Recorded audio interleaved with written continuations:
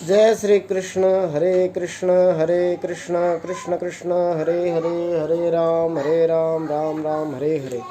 ज्येष्ठ मास की अपरा एकादशी की व्रत कथा।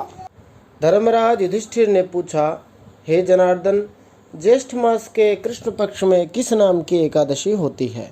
मैं उसका महात्म्य सुनना चाहता हूँ, उसे बताने की कृपा कीजिए।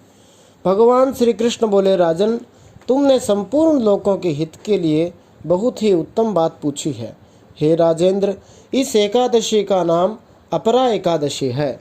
यह बहुत ही पुण्य प्रदान करने वाली और बड़े बड़े पातकों का नाश करने वाली है। ब्रह्म हत्या से दबा हुआ, गोत्र की हत्या करने वाला, गर्भस्थ बालक को मारने वाला, परनिंदक तथा परस्त्री लंपट पुरुष भी अपरा एकादशी के सेवन से निश्चय ही पाप रहित हो जाता है।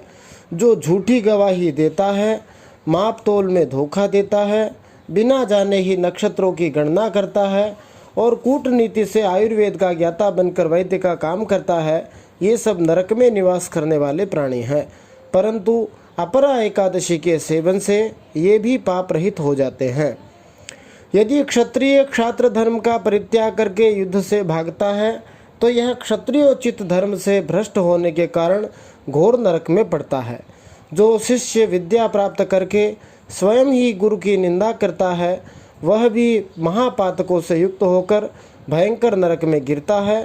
किंतु अपरा एकादशी के सेवन से ऐसे मनुष्य भी सद्गति को प्राप्त होते हैं। माघ मास में जब सूर्य मकर राशि पर स्थित हो, उस समय प्रयाग में स्नान करने वाले मनुष्यों को जो पुण्य प्राप्त होता है, काशी में शिवरात्रि का व्रत करने से जो पुण्य प्राप्त होता है, गया जी में पिंडदान करके पितरों को तृप्ति प्रदान करने वाला पुरुष जिस पुण्य का भागी होता है, बृहस्पति के सिंह राशि पर स्थित होने पर गोदावरी में स्नान करने वाला मानव जिस पुण्य फल को प्राप्त करता है, बद्रिकाश्रम की यात्रा के समय भगवान केदारनाथ के दर्शन से तथा बद्री तीर्थ के सेवन से जो पुण्य फल उपलब्ध होता है, तथा सूर्य ग्रहण के समय कुरुक्षेत्र में दक्षिणा सहित यज्ञ करके हाथी, घोड़ा और सुवर्ण दान करने से जिस फल की प्राप्ति होती है, अपरा एकादशी के सेवन से भी मनुष्य वैसे ही फल प्राप्त करता है। अपरा को उपवास करके भगवान वामन की पूजा करने से मनुष्य सब पापों से मुक्त हो भगवान श्री हरि विष्णु लोक में प्रतिष्ठित होता है। इसको पढ़ने और सुनने से सहस्र गौदान का फल मिलता है। सभी मनुष्यों को यत्नपूर्वक एकादशी के दिन व्रत अवश्य करना चाहिए। यदि कोई व्रत न भी कर सके तो उसे कम से कम चावल नहीं खाना चाहिए, दूसरे अन्न को भी ग्रहण नहीं करना चाहिए, क्योंकि सभी प्रकार के अन्नों के अंदर एकादशी को पाप का निवास माना जाता है।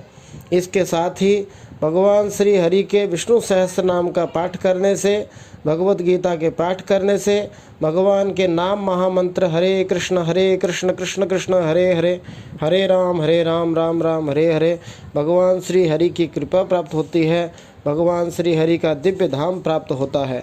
हरे कृष्ण कृष्ण कृष्ण हरे हरे, हरे राम राम राम हरे हरे। इस एकादशी के व्रत की कथा को सुने और दूसरों को सुनाने से भी वही फल प्राप्त होता है। हरे कृष्ण।